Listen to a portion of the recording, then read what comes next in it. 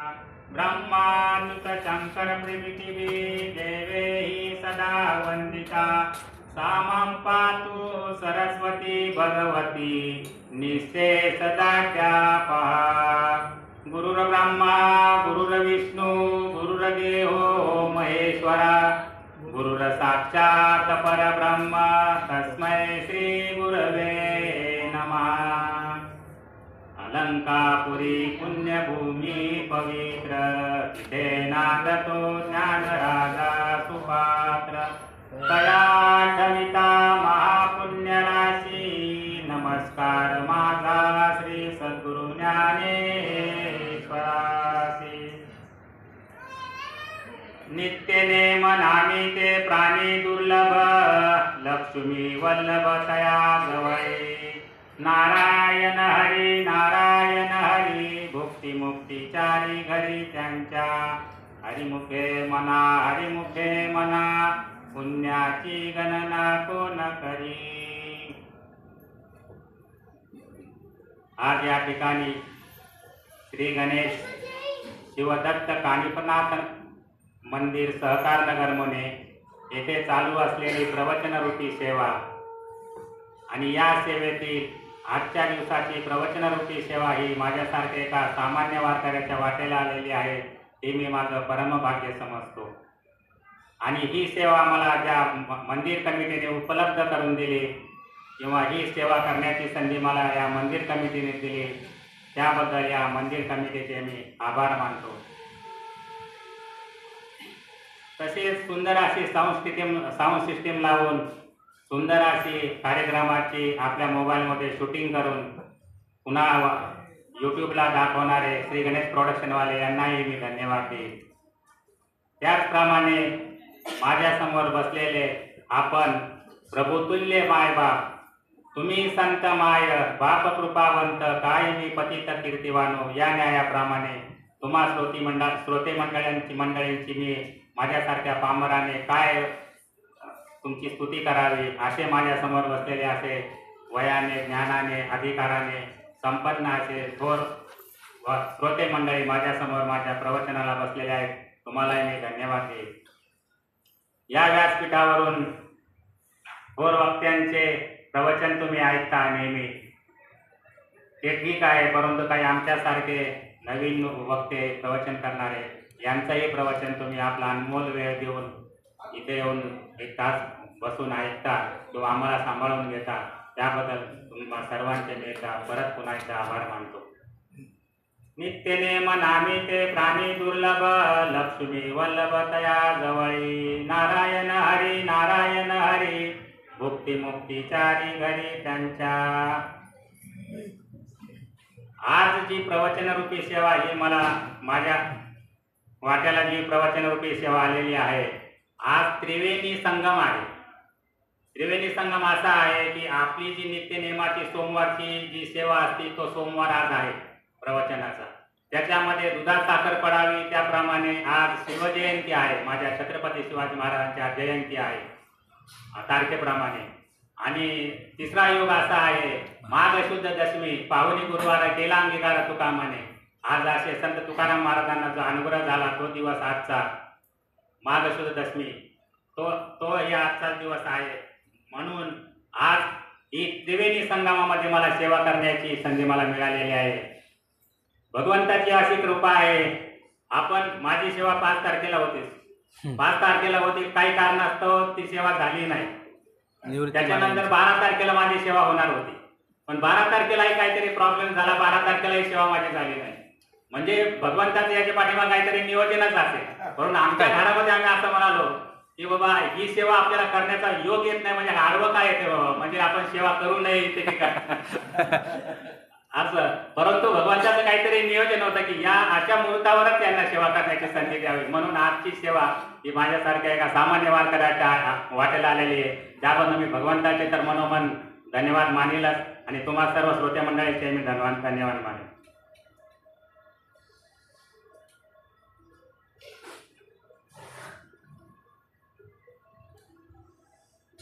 आज श्री छत्रपती शिवाजी महाराजांची 394वी जयंती आहे। तारखेप्रमाणे 19 फेब्रुवारी 1630 रोजी शिवनेरी किल्ल्यावर श्री छत्रपती शिवाजी महाराजांचा जन्म झाला. शिवाजी महाराजांनी 16व्या वर्षी स्वराज्य स्थापनेची शपथ घेतली आणि अगदी कमी वयात स्वराज्य स्थापन केले. इसवी सन 1674 मध्ये रायगड किल्ल्यावर छत्रपती म्हणून त्यांचा राज्याभिषेक करण्यात आला. छत्रपती शिवाजी महाराज जर नसते तर आज आपलं हे प्रवचन कीर्तन हे झालं नसतं, कारण छत्रपती शिवाजींचा मोठा याच्यामध्ये वाटा आहे. अशा या छत्रपती शिवाजी महाराजांना मानाचा मुजरा. छत्रपती शिवाजी महाराज की जय. छत्रपती शिवाजी महाराज की जय. असं हे आजच्या श्री छत्रपती शिवाजी महाराजांच्या जयंतीनिमित्त 2 शब्द. तसेच श्री माघ शुद्ध दशमी आज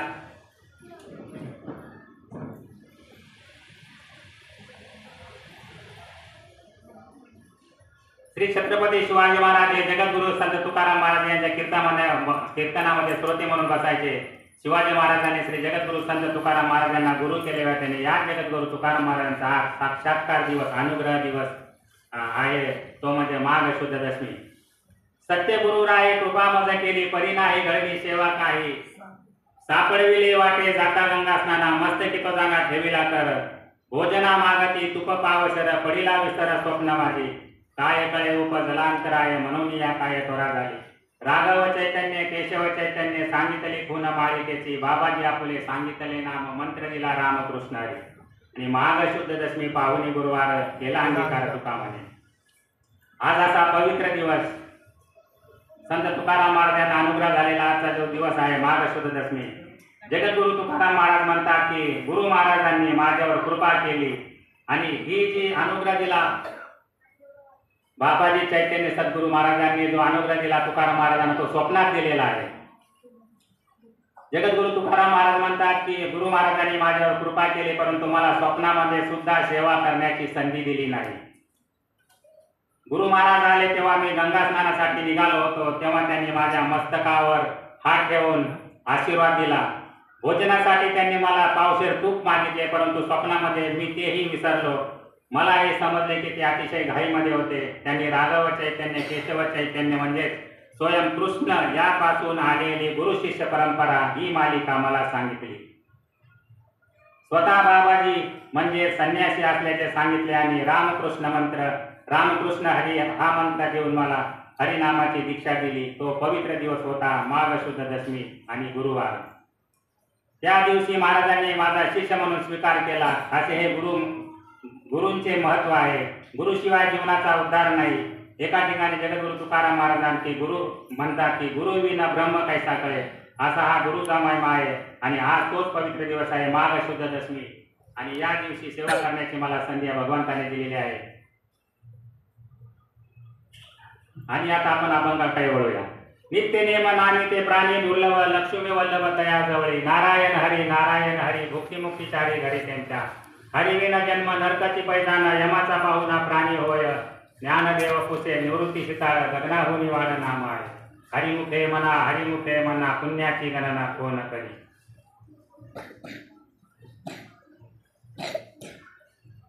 योगियांची माऊली साधकांचे मायबाप, ज्ञानाचा सागर सखा माझा ज्ञानेश्वर. महाविष्णूचा अवतार सखा माझा ज्ञानेश्वर. असे असलेले श्री संत ज्ञानेश्वर महाराज या अभंगातून म्हणतात की नित्य नियमाने भगवंताचे नाम घेणारे किंवा नित्य नियमाने भगवंताचे नामस्मरण करणारे, नित्य नियमाने भगवंताचे नाम घेणारे मनुष्य प्राणी खूप कमी आहेत, विरळ आहेत, दुर्लभ आहेत. नित्य नियमाने ते प्राणी दुर्लभ, परंतु दुर्लभ का होईना, परंतु जे आहेत परंतु ते नित्य नियमाने भगवंताचे नाम घेतात, अशांच्या जवळ श्री लक्ष्मी वल्लभ राहतो, असे श्री संत ज्ञानेश्वर महाराज या अभंगातून म्हणतात. हरिपाठ या महान ग्रंथामधील 22व्या क्रमांकाचा हा अभंग आहे. नित्य नियमनाने ते प्राणी दुर्लभ, लक्ष्मी वल्लभ तया जवळ.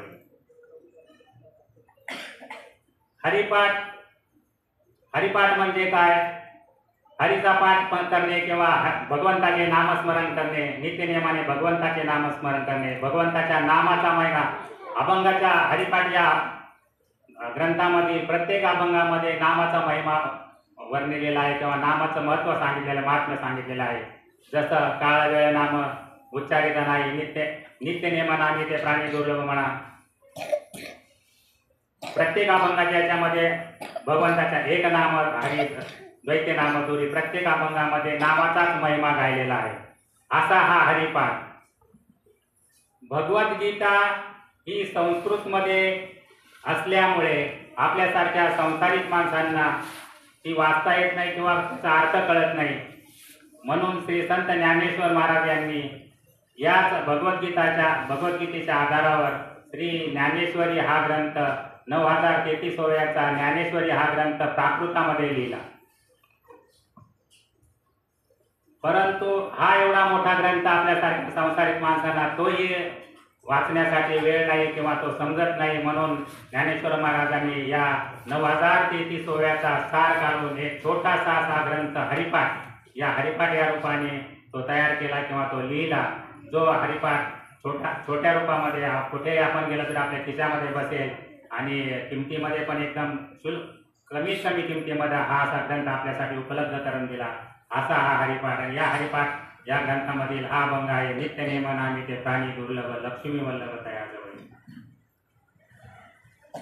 तसं पाहिलं तर हा सोपा वाटण्यासाठी किंवा आपल्यासारख्यांना तो कळण्यासाठी ज्ञानेश्वर माऊली यांनी हा हरिपाठ हा ग्रंथ तयार केला, मराठीमध्ये लिहिला. तो ठीक आहे, परंतु समजून घेण्यासाठी हा हरिपाठ हा ग्रंथ सुद्धा अवघड आहे. जर समजून घेण्यासाठी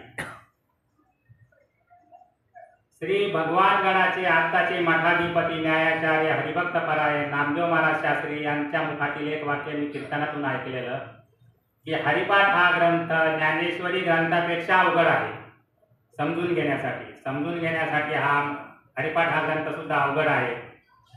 आणि तो जर ग्रंथ आपल्याला ज्ञानेश्वरी ग्रंथापेक्षा सोपा वाटत असेल, तुम्हा आम्हाला किंवा आपल्याला जर तो सोपा वाटत असेल तर आपल्यासारखे भाग्यवान आपणच आहोत, असे श्री हरिभक्त परायण नामदेव शास्त्री महाराज यांच्या मुखातून मी ऐकलेलं आहे.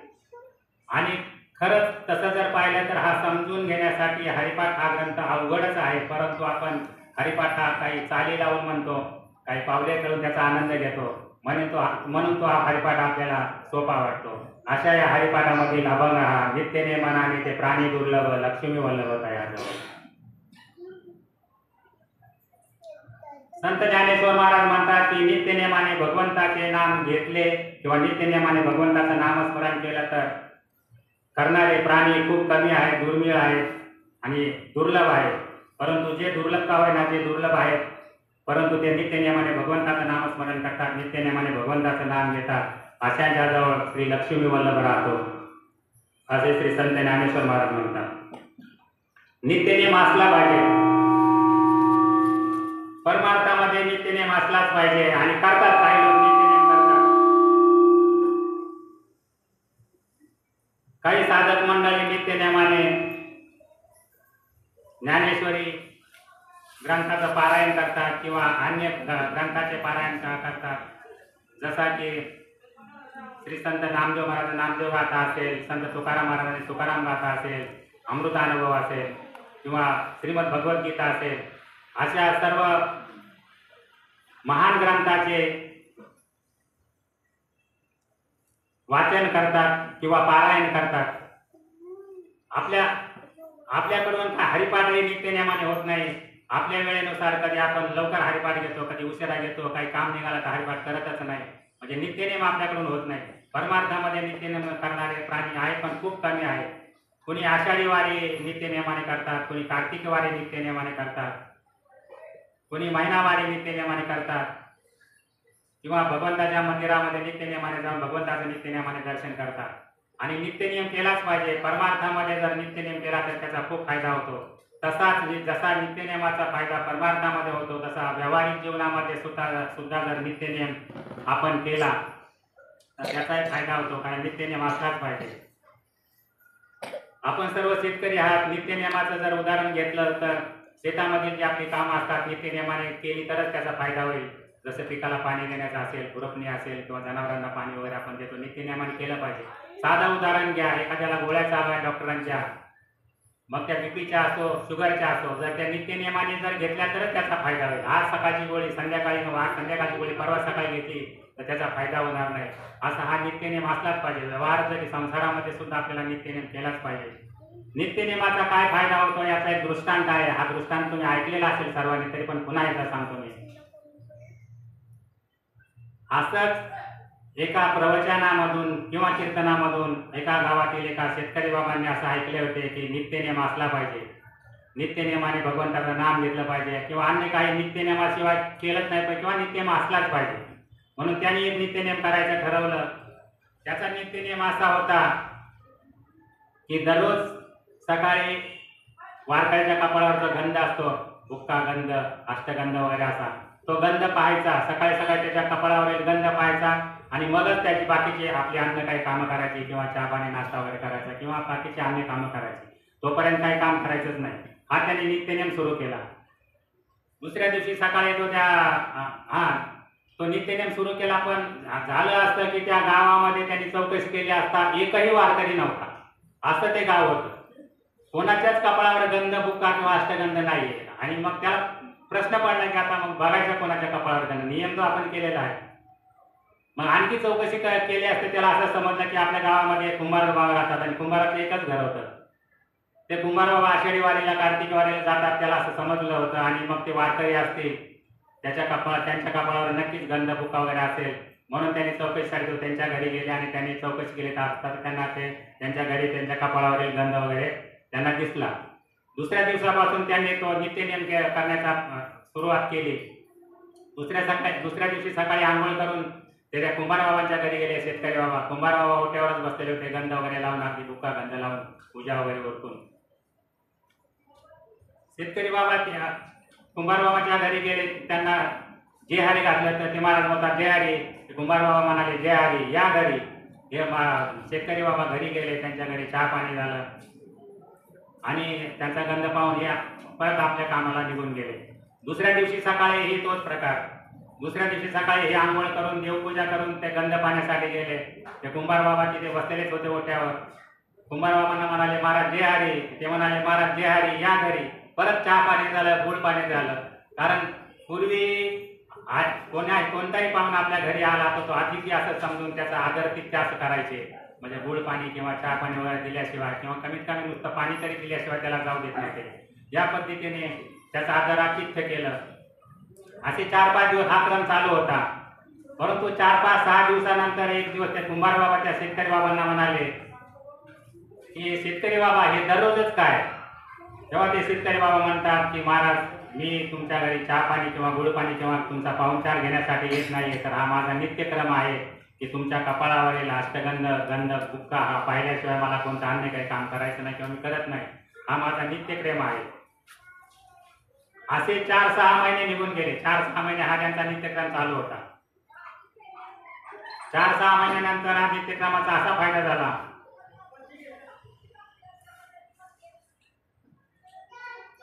एक दिवस शेतकरी बाबांना या कुंभार बाबांच्या घरी त्यांचा गंध आणि अष्टगंध पाहण्यासाठी, कपाळावरील गंध पाहण्यासाठी जायला उशीर झाला.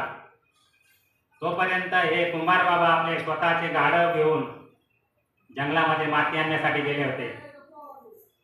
कुंभाराला मडकी बनवण्यासाठी जी माती लागते, चिकन माती वगैरे जी लागते, ते कुठेतरी जंगलामध्ये किंवा डोंगरामध्ये ती मिळायची आणि त्या पद्धतीने ते गाढव घेऊन आपले निघून गेले होते. शेतकरी बाबा त्या कुंभार बाबांच्या घरी आले. त्यांच्या पत्नीकडे चौकशी केली असता असं त्यांना समजलं की कुंभार बाबा शेतामध्ये माती आणण्यासाठी गेलेले आहेत. ही माती आणायला कोणत्या बाजूने, कोणत्या दिशेने जातात हे त्यांना चौकशी करून विचारले आणि त्या पद्धतीने ते शेतकरी बाबा त्या डोंगराकडे किंवा शेताकडे जायला निघाले. कारण त्यांना जाणे भागच होते. कारण तो त्यांच्या कपाळावरील गंध पाहण्याचा त्यांचा नित्यक्रम होता. तिकडे असा प्रकार घडलेला.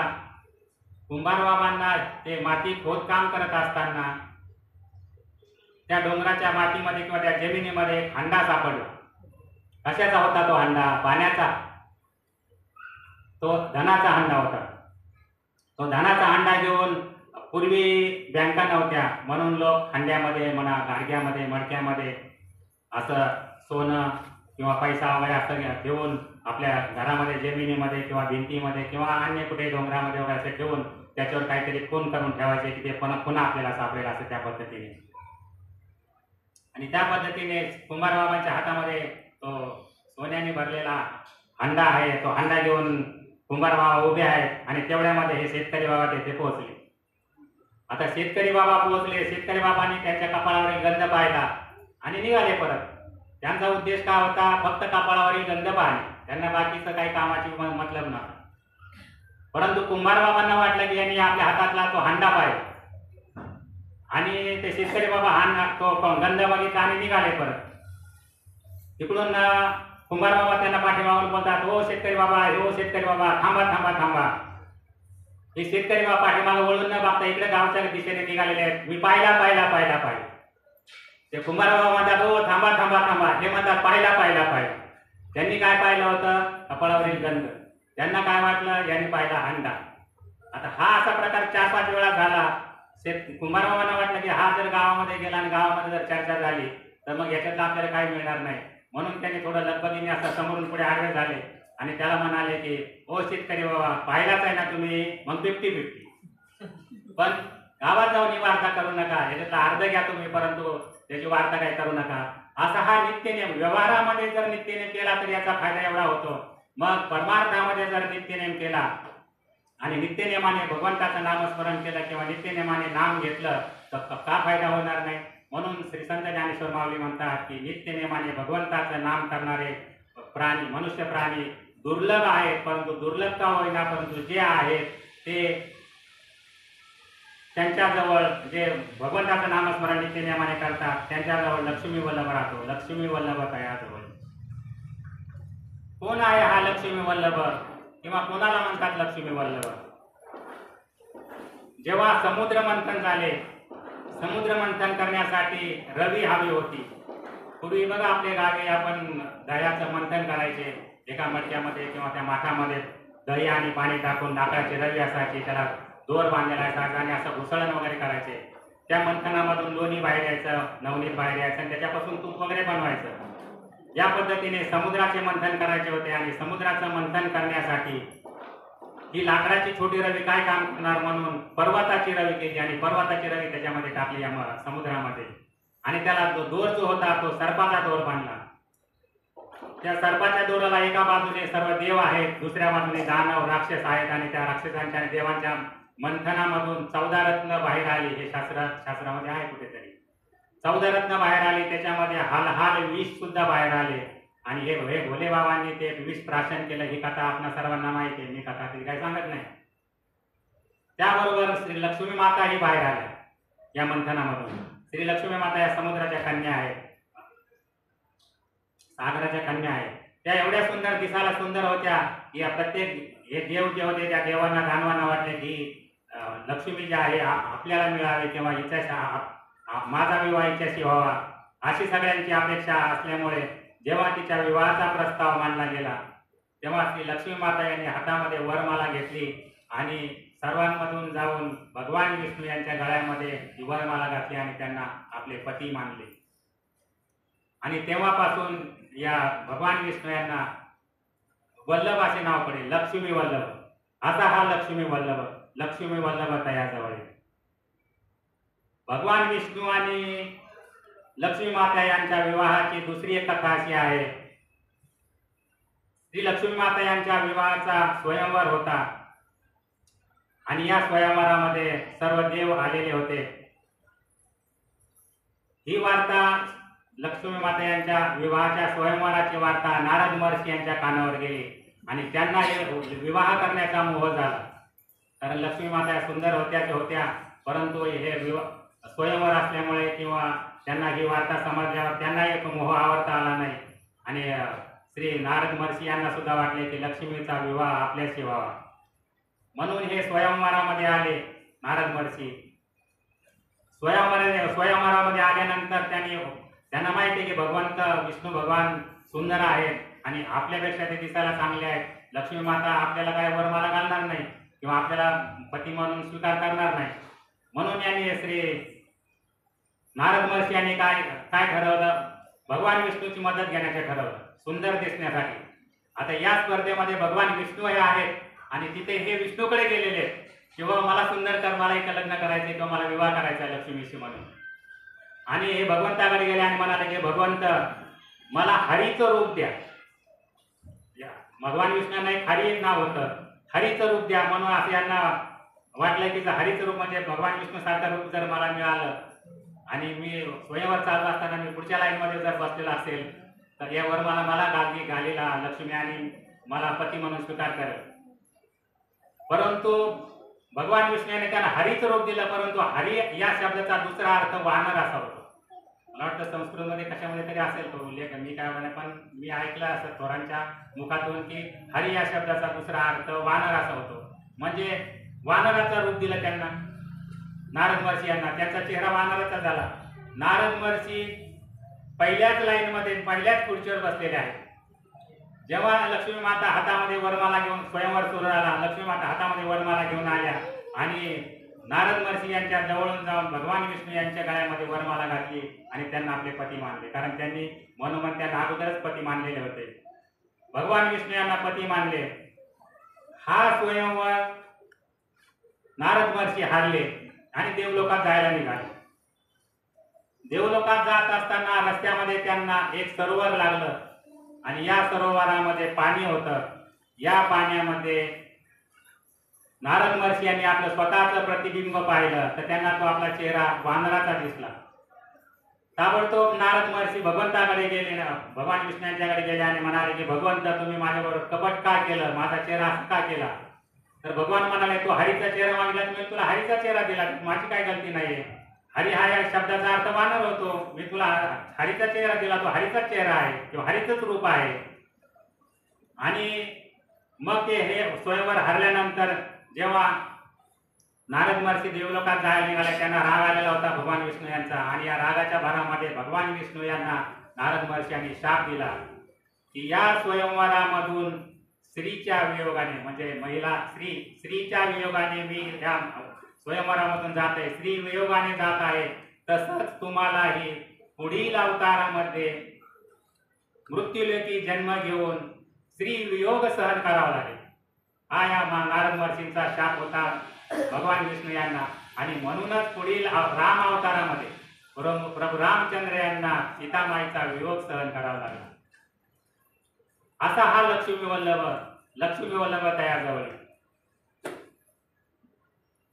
श्री भगवान विष्णू आणि लक्ष्मी माता विवाह झाल्यानंतर एकांतामध्ये अशा गप्पा मारत बसले असताना लक्ष्मी माता यांना श्रेष्ठत्वाचा अभिमान झाला थोडासा, की श्रेष्ठ कोण आहे, मी श्रेष्ठ आहे वगैरे असा.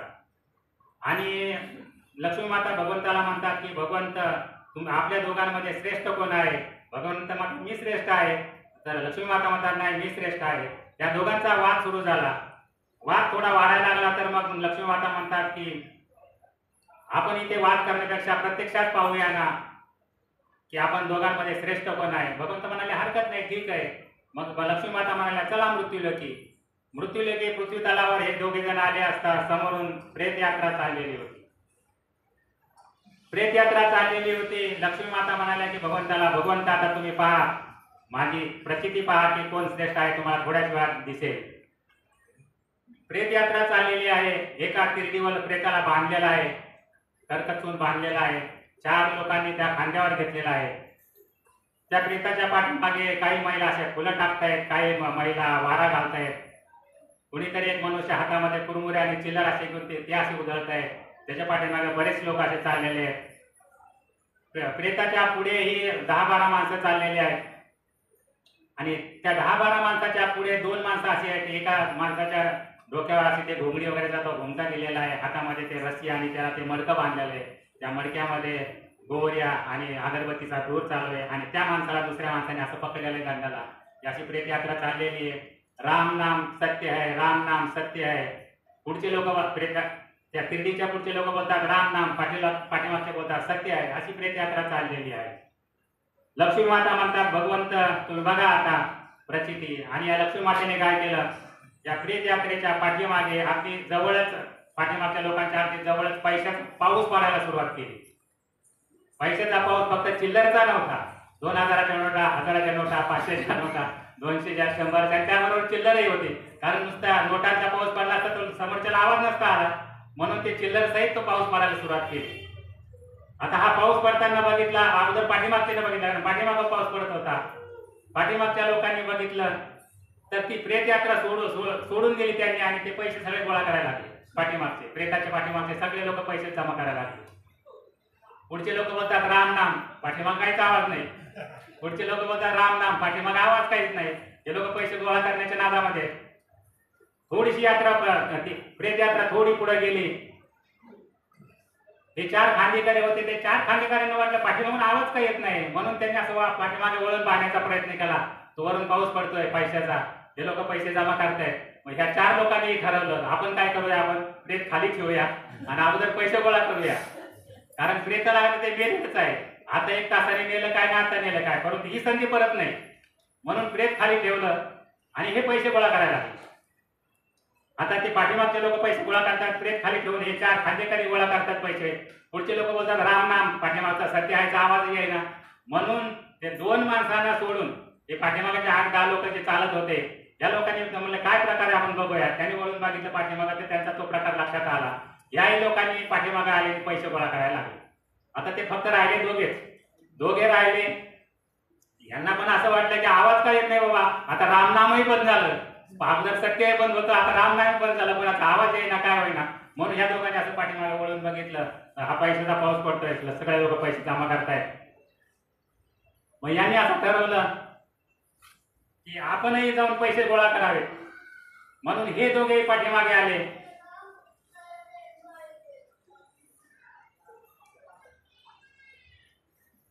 आणि सर्वजण पैसे जमा करतायत.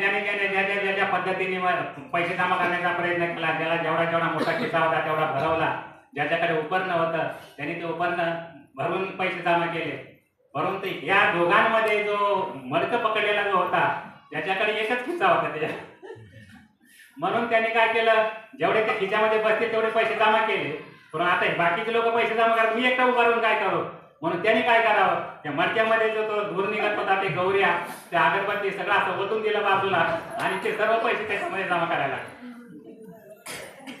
तेव्हा लक्ष्मी माता म्हणाल्या, भगवंत बघा, या प्रेताच्या पाठीमागचे सगळे लोक पैसे जमा करायला, खांदेकरी जमा करायला, त्याच्या पुढचे 8-10 लोक जमा करायला लागले पैसे, आणि हे समोर 2 जण होते ते सुद्धा पैसे जमा करायला लागले. की सगळे लोक मलाच चाहतात, मलाच माझीच अपेक्षा करतात, माझीच पूजा करतात किंवा माझीच अपेक्षा करतात. दिवाळी असेल, लक्ष्मीपूजन असतं, लक्ष्मीचंच पूजन होतं. मार्गशीर्ष महिन्यामध्ये गुरुवार असतात, माझ्या माता भगिनींचे गुरुवार असतात, तेव्हाही लक्ष्मी मातेचं पूजन होतं. तेव्हा या लक्ष्मी माता असं म्हणाल्या की भगवंत बघा, तुम्ही माझीच पूजा जास्त होते म्हणजे मी श्रेष्ठ आहे. तेव्हा भगवंत म्हणतात की हे देवी, तू म्हणते ते बरोबर आहे, भले तू का श्रेष्ठ असाना, परंतु या प्रेताच्या पाठीमागे जे 10-12 लोक होते ते अगोदर पैसे गोळा करायला लागले, ते ठीक आहे. ते 4 खांदेकरी होते ते पण पैसे गोळा करायला लागले, ते पण ठीक आहे. त्याच्या पुढे जे 10-12 लोक जमा करत होते पैसे, ते येऊन पैसे जमा करायला लागले, त्याच्यात बी काही नवल नाही. ते 2 शेवटचे जे आले होते त्यांनी पैसे जमा केले, त्या मडक्यामध्ये जमा केले, कशात पण जमा करू दे, त्याच्यातही नवल नाही. परंतु हे जे प्रेत आहे, हे प्रेत का पैसे जमा करत नाही, हे सुद्धा पडलेलं आहे ना, त्याच्यामध्ये काय राम नाही आहे, मी सांगतात त्यात राम नाही ना, म्हणून ते असंच पडलेलं आहे. तेव्हा श्री लक्ष्मी माता म्हणतात की भगवंत, हे कसं पैसे जमा करायला, कारण आता ते मेलेलं आहे ते. मग भगवंत म्हणतात, देवी, हे देवी, मग हेच सत्य आहे, याच्यामध्ये जो मी राम आहे तो याच्या राम नाही आहे, किंवा जो नारायण आहे, मी नारायण जो याच्या शरीरामध्ये नाही, आता तो निघून गेलेला आहे, म्हणून हे निश्चित पडलेलं आहे. आणि या प्रत्येकाच्या शरीरामध्ये मी राम रूपी किंवा नारायण रूपाने मी यांच्या शरीरामध्ये असल्यामुळे यांची सर्वांची हालचाल आहे. म्हणजे श्रेष्ठ कोण आहे, मी श्रेष्ठ आहे. आणि तेव्हापासून यांना नारायण नाव असं पडलं. आपण म्हणतो ना लक्ष्मी नारायणाचा जोडा वगैरे, त्यांना एक नारायण हे नाव पडलं. आणि मला वाटतं की या प्रेताच्या पाठीमागे पैसे असे उधळण्याची प्रथा तेव्हापासूनच पडलेली असावी, परंतु तेव्हा बाकीच्या नोटांचा पाऊस होता. आता फक्त चिल्लर, ती पण आता अगोदर शोधतात, रुपये नाही, 1-1 रुपया 2-2 रुपये असे शोधून जास्तीत जास्त चिल्लर हे करण्याचा प्रयत्न करतात. असा हा लक्ष्मी वल्लभ तयाजवळ नित्यने म्हणावी ते प्राणी दुर्लभ, लक्ष्मी वल्लभ तयाजवळ नित्यने म्हणे भगवंताचे नाम घेणारे किंवा नामस्मरण करणारे जे प्राणी आहेत, मनुष्य प्राणी आहेत, ते खूप दुर्लभ आहेत. परंतु दुर्लभ का होईना जे आहेत आणि ते भगवंताचं नाम नित्य नेमाने घेतात, यांच्याजवळ लक्ष्मी वल्लभ राहतो, असे श्री संत ज्ञानेश्वर माऊली म्हणतात. नित्य नेमनामे ते प्राणी दुर्लभ, लक्ष्मी वल्लभ तयाजवळ. नारायण हरी नारायण हरी, भुक्ती मुक्ती चारी घरी त्यांच्या. जर मुखाने नारायण हरी असा जर नामोल्लेख केला किंवा नामाने जर उच्चार सारखा नित्यनेमाने केला तर त्यांच्या घरी चारही मुक्त्या राहतात असं श्री संत ज्ञानेश्वर माऊली म्हणतात। या कोणत्या चार मुक्ती? पहिली मुक्ती सलोकता, दुसरी मुक्ती समीपता, तिसरी मुक्ती स्वरूपता आणि चौथी मुक्ती सायुज्यता। पहिली मुक्ती सलोकता, भगवंताचे भक्त ज्या लोकांमध्ये राहतात आणि तिथे भगवंताचे प्रत्यक्ष दर्शन ज्यांना होते, ही जी मुक्ती आहे ही सलोकता मुक्ती।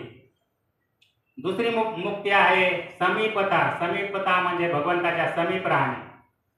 समीप राहण्यामध्ये जसं भगवंताच्या गळ्यामध्ये जो आपण हार घालतो त्याच्यातील जे पुष्प आहे ते पुष्प होऊन भगवंताजवळ राहणे, किंवा भगवंताच्या हातात शस्त्र वगैरे असतात बघा, ते शस्त्र होऊन भगवंताजवळ राहणे, भगवंताच्या समीप राहणे, किंवा भगवंताचे वाहन होऊन भगवंताच्या जवळ राहणे, अशी जी मुक्ती आहे ही समीपता मुक्ती।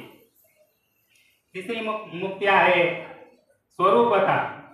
स्वरूपता मुक्ती म्हणजे भगवंताचं नामस्मरण करता करता भगवंत स्वरूपच होणे, ही मुक्ती जी आहे ही मुक्ती आहे स्वरूपता।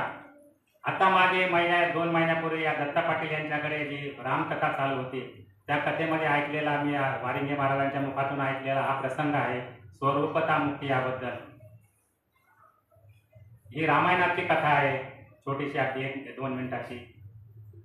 जेव्हा रावण सीतामाईला आकाशमार्गे घेऊन जात होता, सीतामाईला आकाशमार्गे घेऊन जात असताना त्यांना रस्त्यामध्ये तो जटायू पक्षी भेटला।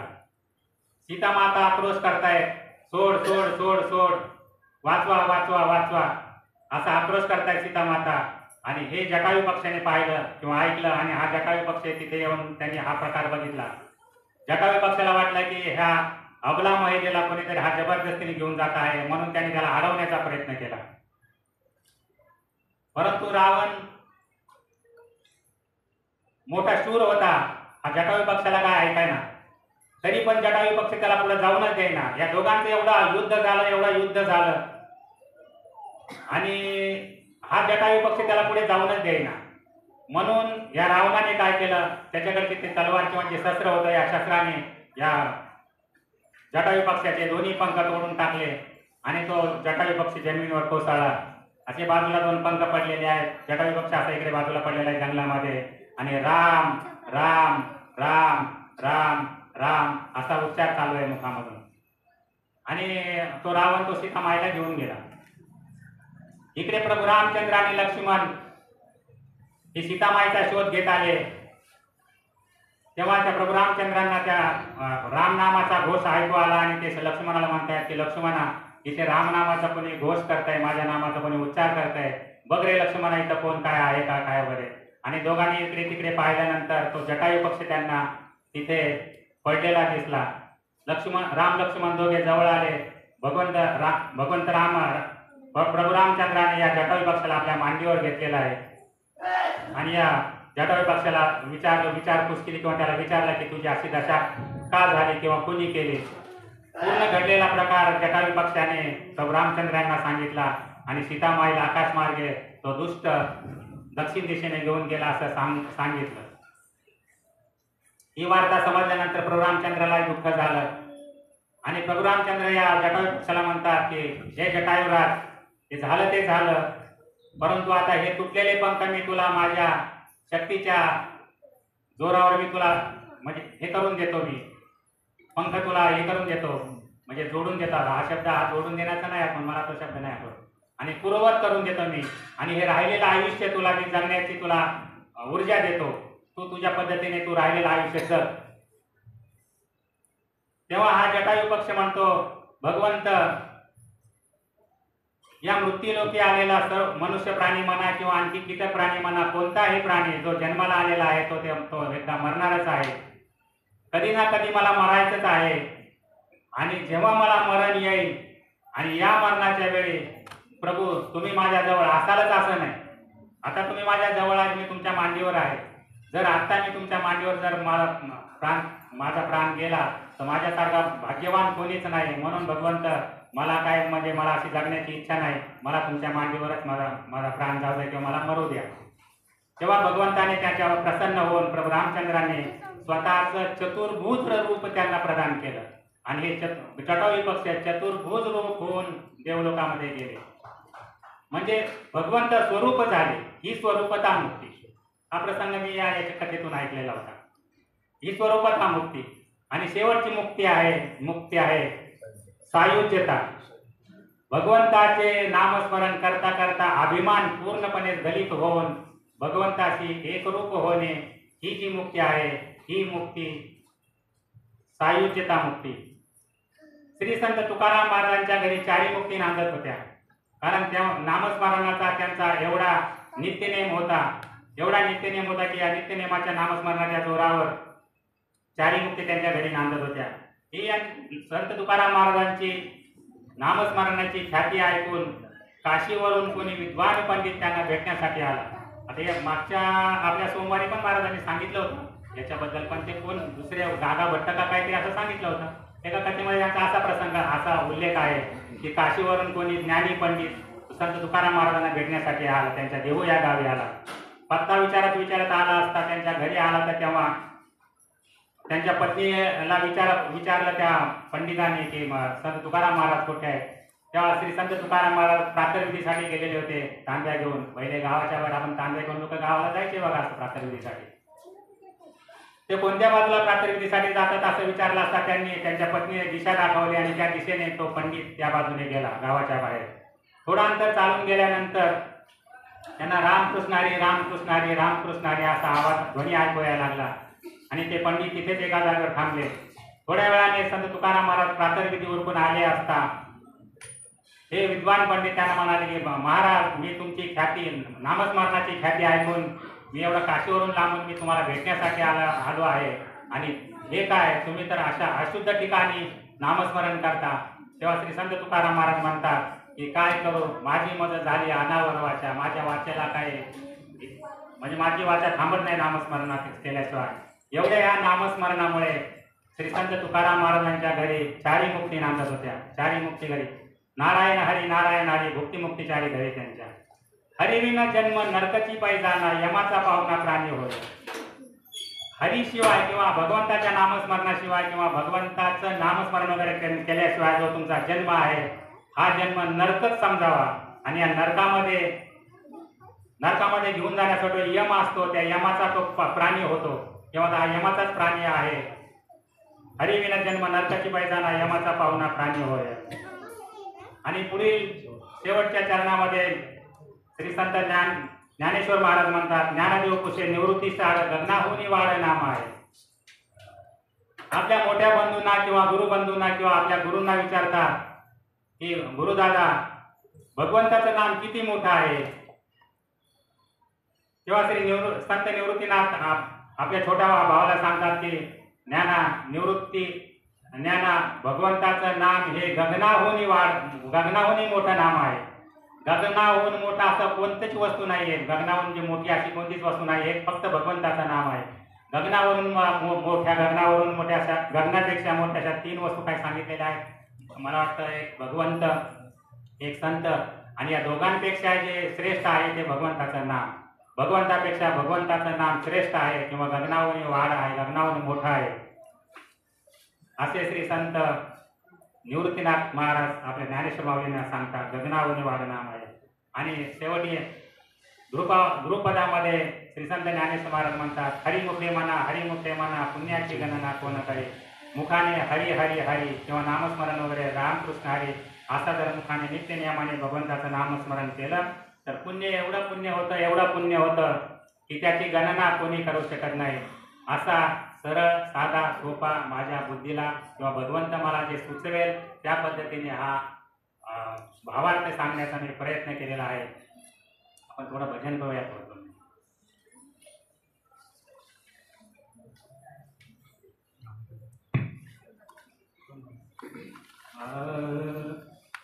ज्ञानदेव तुकाराम, ज्ञानदेव तुकाराम, ज्ञानदेव तुकाराम, ज्ञानदेव तुकाराम, ज्ञानदेव तुकाराम, ज्ञानदेव तुकाराम, ज्ञानदेव तुकाराम, ज्ञानदेव तुकाराम, ज्ञानदेव तुकाराम,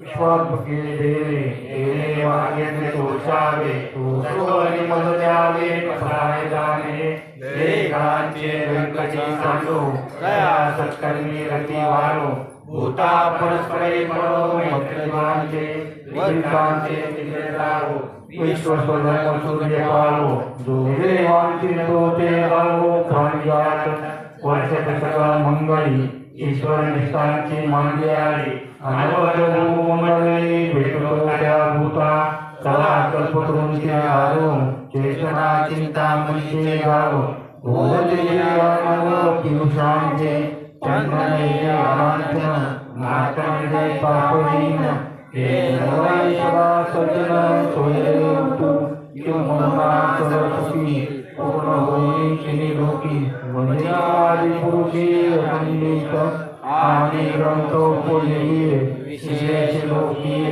ऋषाभिषेके होणारे एकमने श्री शेषाऊ हा होईल दान पसाऊ येणे वरी ज्ञानदेव सुखियाना येणे वरी ज्ञानदेव सुखियाना येणे वरी ज्ञानदेव सुखियाना तो दंतन श्री ज्ञानदेव तुकाराम पंढरीनाथ भगवान की जय मौली ज्ञानेश्वर महाराज की जय जगद्गुरु संत तुकाराम महाराज की जय पार्वती पते हर महादेव छत्रपति शिवाजी महाराज की जय भवानी जय शिवाजी. एक 2 मिनिटाचं फक्त एक गीत सादर करतो आपल्या शिवजयंतीवर आज तुला फक्त एकच मिनिटाचं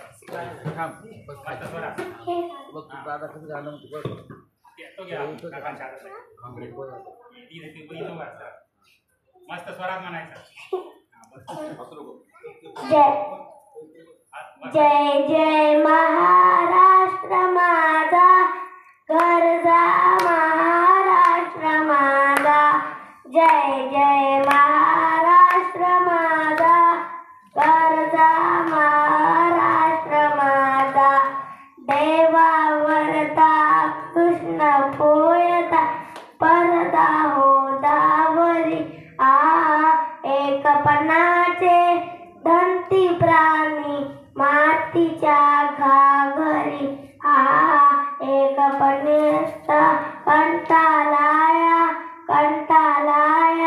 भीमपडीच्या कंटाळाया यमुनेचे पाणी पाजा जय महाराष्ट्र माझा जय जय महाराष्ट्र माझा गरजा महाराष्ट्र माझा भीती नाम तुझी मुळी गडगड दाऱ्या नभा आसमानाच्या सुलतानीला जबाब देती जीवा सह्याद्रीचा सिंह गरजतो सह्याद्रीचा सिंह गरजतो शिवशंभू राजा